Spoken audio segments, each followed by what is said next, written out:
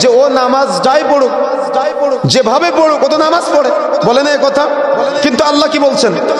ফাওয়াইলুল লিল মুসাল্লিন, নামাজিরা ধ্বংসপ্রাপ্ত।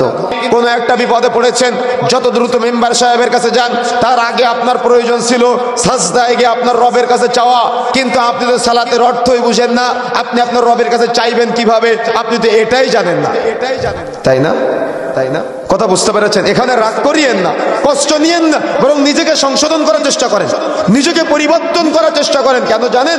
আল্লাহ রাসূল সাল্লাল্লাহু আলাইহি ওয়াসাল্লাম বলেছেন, মান তারাকাস সালাত ফাকাদ কাফারা, মান তারাকাস সালাত ফাকাদ কাফারা। যে সালাত তরফ করলো সে কাফের হয়ে গেল, যে সালাত তরফ করলো সে কাফের হয়ে গেল।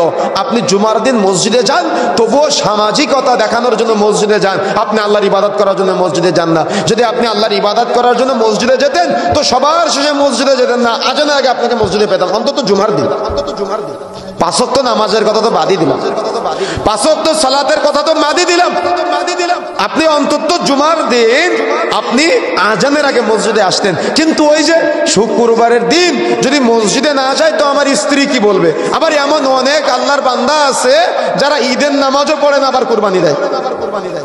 আছে কিনা? আছে কিনা? কথা বলতে হবে। কুরবানির ঈদের দিন ঈদের নামাজ পড়ে নাই, ও গরু কুরবানি করেছে, ওর গরু কুরবানি করার কি প্রয়োজন? ওর ছাগল কুরবানি করার কি প্রয়োজন? ও তো ঈদের নামাজই পড়ে নাই। কথা বুঝতে পেরেছেন? আমার কথা কি বোঝা যাচ্ছে? সুতরাং প্রিয় বন্ধুরা আমার, যে কথা বলতে যাচ্ছিলাম, সালাত এমন একটা ইবাদত, যে ইবাদতের মাধ্যমে আল্লাহর সবথেকে নিকটবর্তী বান্দাদের অন্তর্ভুক্ত হওয়া যায়। এই সালাত আমি আপনি আজকে আদায় করতে পারতেছি না।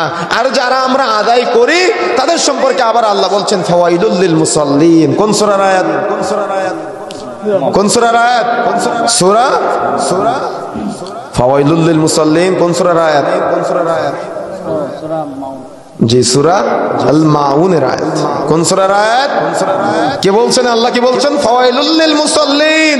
আচ্ছা, যে নামাজে যায় সে মুসল্লি, নাকি যে নামাজে যায় না সে মুসল্লি? হ্যাঁ, আপনারা কি আমার কথা বুঝতে পারতেছেন না ঘুমাচ্ছেন? যে নামাজে যায় সে মুসল্লি, নাকি যে নামাজে যায় না সে মুসল্লি? যে নামাজে যায় সে মুসল্লি তো নাকি, আর যে নামাজে যায় না সে বেনামাজি।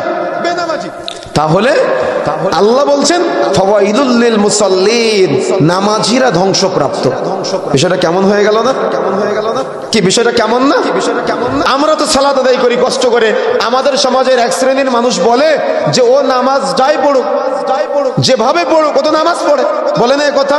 কিন্তু আল্লাহ কি বলছেন? ফাওয়াইলুল লিল মুসাল্লিন, নামাজিরা ধ্বংসপ্রাপ্ত। এবার কেমন হয়ে গেল কথাটা? আমি আল্লাহর ইবাদত করলাম, মসজিদে গেলাম, নামাজ পড়লাম, আবার আল্লাহ বলছেন এই নামাজিরা ধ্বংসপ্রাপ্ত। কেমন হয়ে গেল না বিষয়টা? আল্লাহ নিজে ব্যাখ্যা করছেন, বলছেন আল্লাযীনা হুম আন সালাতিহিম সাহুন। তারা কারা? তারা হলো সাহুন। সাহুন শব্দের অর্থ অমনোযোগী, সাহুন শব্দের অর্থ উদাসীন। এই সাহুনের দুইটা ব্যাখ্যা করেছেন তাফসীরকারগণ। এক, তারা সালাত আদায় করে কিন্তু সালাতের অর্থ বুঝে না, সালাত সম্পর্কে গাফেল, ওয়াক্ত সম্পর্কে গাফেল। দুই, সালাত আদায় করে কিন্তু সহি পদ্ধতিতে সালাত আদায় করে না, সালাত আদায় করে কিন্তু সালাতের ওয়াক্ত সম্পর্কে গাফেল।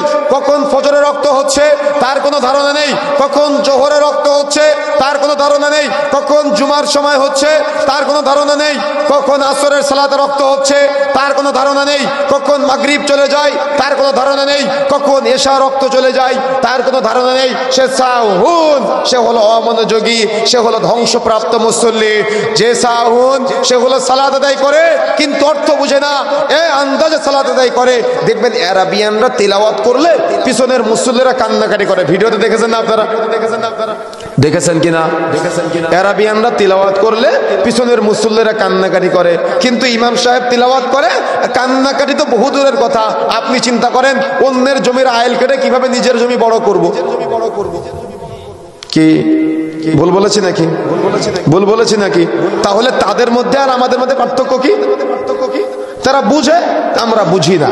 তারা বুঝে, আমরা বুঝি না। তারা কি পড়তেছে জানে, যার কারণে চোখ দিয়ে পানি আসে, কিন্তু আপনি কি পড়তেছেন জানেন না, যার কারণে আপনার মনোযোগ সালাতের বাহিরে, নামাজের বাহিরে। আর আপনাকে বলা হয়েছে ফাওয়াইলুল লিল মুসাল্লিন।